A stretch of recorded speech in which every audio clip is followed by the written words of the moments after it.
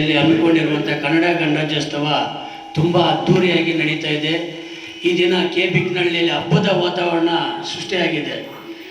ಈ ದಿನ ನಾನು ಮುಖ್ಯವಾಗಿ ಹೇಳಕ್ಕೆ ಇಷ್ಟಪಡ್ತೀನಿ, ಯಾವುದೇ ಆದರೂ ನಾವು ಹುಟ್ಟಿದ ಮೇಲೆ ಯಾವುದೋ ಒಂದು ಸಾಧಿಸಬೇಕು ಅಂತ ಒಂದು ಇದಿರ್ತದೆ, ಎಲ್ರಿಗೂ ಇರ್ತದೆ.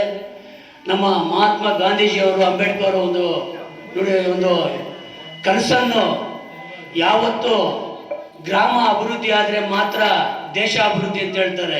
ಗ್ರಾಮ ಸ್ವರಾಜ್ಯ ಅಂತ ಒಂದು ನುಡಿಯನ್ನು ಇದನ್ನು ತಂದಿದ್ದಾರೆ. ನಾನು ಗ್ರಾಮ ಅಭಿವೃದ್ಧಿ ಆದರೆ ದೇಶ ಅಭಿವೃದ್ಧಿ ಆಗ್ತದೆ ಅಂತ ಏನಕ್ಕೆ ಹೇಳ್ತೀನಿ ಅಂದರೆ, ಇವತ್ತು ದಿನ ನಮ್ಮ ಸ್ನೇಹಿತರು, ಈ ಶಾಲೆಯ ಮುಖ್ಯ ಶಿಕ್ಷಕರಾದ ನಮ್ಮ ನಾಗರಾಜ್ ಸರ್ ಯಾವುದೇ ಒಂದು ಫಂಕ್ಷನ್ ಮಾಡಬೇಕು ಅಂದರೆ, ಕನ್ನಡ ಗಣರಾಜ್ಯೋತ್ಸವ ಅಂತ ಮಾಡಬೇಕಾದ್ರೆ ಎಲ್ಲರಿಗೂ ಫೋನ್ ಮಾಡಿ ಅವ್ರ ಹತ್ರ ಕೇಳಿ ನಮ್ಮ ಶಾಲೆಯ ಅಭಿವೃದ್ಧಿಗೆ ಕೇಳಿ ಪಡಿತಾರೆ. ಅದೆಲ್ಲರೂ ಆ ಥರ ಕೇಳಿ ಪಡೆಯೋರಂಥ ಭಾವನೆ ಇರಲ್ಲ. ಈ ಥರ ಮಾಡಬೇಕಪ್ಪ ಮಕ್ಕಳನ್ನು ಕೇಳ್ತಾರೆ. ಇನ್ನೊಂದು, ಅವರು 20 ವರ್ಷದಿಂದ ನಮ್ಮ ಶಾಲೆಯಲ್ಲೇ ಇದ್ದು ನಮ್ಮೆಲ್ಲರಿಗೂ ಆತ್ಮೀಯ ಸ್ನೇಹಿತರಾಗಿದ್ದು, ನಮ್ಮ ಗುರುಗಳಾಗಿದ್ದು, ನಮ್ಮ ಹುಡುಗರಿಗೆ ಗುರುಗಳಾಗಿದ್ದು, ನಮಗೂ ಆತ್ಮೀಯ ಸ್ನೇಹಿತರಾಗಿದ್ದು, ನಾವು ಗ್ರಾಮ ಪಂಚಾಯತ್ ಅಧ್ಯಕ್ಷರಾದಾಗ ಫಸ್ಟ್ ನನಗೆ ಫೋನ್ ಮಾಡಿ ಕರೆದ್ರು.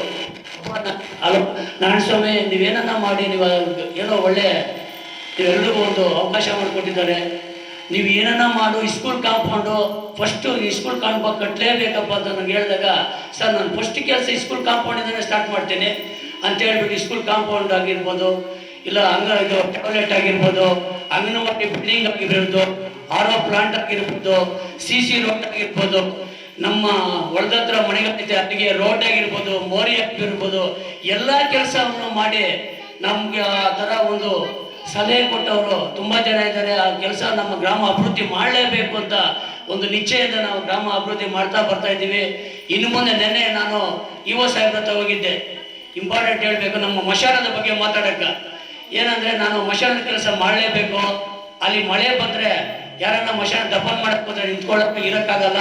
ಅಲ್ಲೊಂದು ಸೆಡ್ ಹಾಕಬೇಕು ಮಶಾನದಲ್ಲಿ, ಅಲ್ಲಿ ನೀರಿನ ವ್ಯವಸ್ಥೆ ಇಲ್ಲ ಅಂತ ಹೇಳಿದಾಗ ನಮ್ಮ ಅಧಿಕಾರಿಗಳಿಗೂ, ನಮ್ಮ PDO ಅಧಿಕಾರಿಗಳು ತಿಳಿಸ್ತೀವಿ. ನಮಗೆ ಮುಖ್ಯವಾಗಿ ಬೇಕಾಗಿರೋದು ನಮ್ಮ ಮಶಾನಕ್ಕೆ ಒಂದು ಸೆಡ್ ಹಾಕಬೇಕು, ಮತ್ತೆ ನೀರಿನ ತೊಟ್ಟಿ, ಪೈಪ್ ಲೈನು. ನಮ್ಮ ಊರಿನ ಮುಂದೆ ಎಲ್ಲ ಹಿರಿಯರ ಮುಂದೆ ನಾನು ಕೇಳ್ತಾ ಇದ್ದೇನೆ, ನಮ್ಮ ಅಧಿಕಾರಿಗಳನ್ನ, ನಮಗೆ ಮಶಾನಕ್ಕೆ ನೀರಿನ ತೊಟ್ಟಿ, ನೀರಿನ ವ್ಯವಸ್ಥೆ, ಅದು ಕಾಂಪೌಂಡು, ಅಲ್ಲೊಂದು ಸೆಡ್ಡು. ನಮಗೆ ತುಂಬಾ ತೊಂದರೆ ಐತೆ. ಯಾರನ್ನ ಸತ್ರೆ ನಾವು ದಫನ್ಗಂತ ಹೋದ್ರೆ ಟ್ರಾಕ್ಟ್ರಲ್ಲಿ ನೀರು ಓಡಿಸ್ತಾ ಇದ್ದೀವಿ. ಅದರಿಂದ ಅದು ನಿಮ್ ಗಮನಕ್ಕೆ ತರ್ತಾ ಇದೀವಿ ಸರ್, ಅದನ್ನು ನಮ್ಮೂರು ಮಾಡಿಕೊಡ್ಬೇಕು.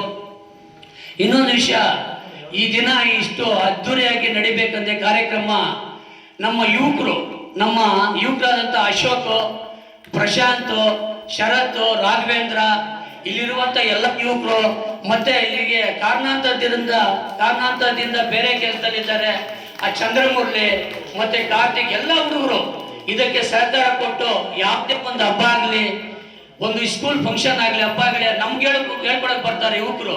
ಈ ತರ ಹಬ್ಬ ಏನೇ ಒಂದು ಕೆಲಸ ಆದ್ರೆ ಯುವಕರು ಒಳ್ಳೆತನಕ್ಕೆ ನಾವು ಯಾವತ್ತೂ ಮುಂದಿರ್ತೀವನಾ ಅಂತೇಳಿ ನಮ್ಮ ಹತ್ರ ಮಾತಾಡಿದಾಗ ನಾವು ಹೇಳಿದ್ದೀವಿ, ನೀವು ಯುವಕರು ಒಳ್ಳೆ ಕೆಲಸಕ್ಕೆ ಯಾವತ್ತೂ ಮುಂದಿರಿ, ನಿಮ್ಮ ಹಿಂದ್ಗಡೆ ನಾವಿರ್ತೀವಿ ಅಂತ ಹೇಳಿದ್ದೀವಿ.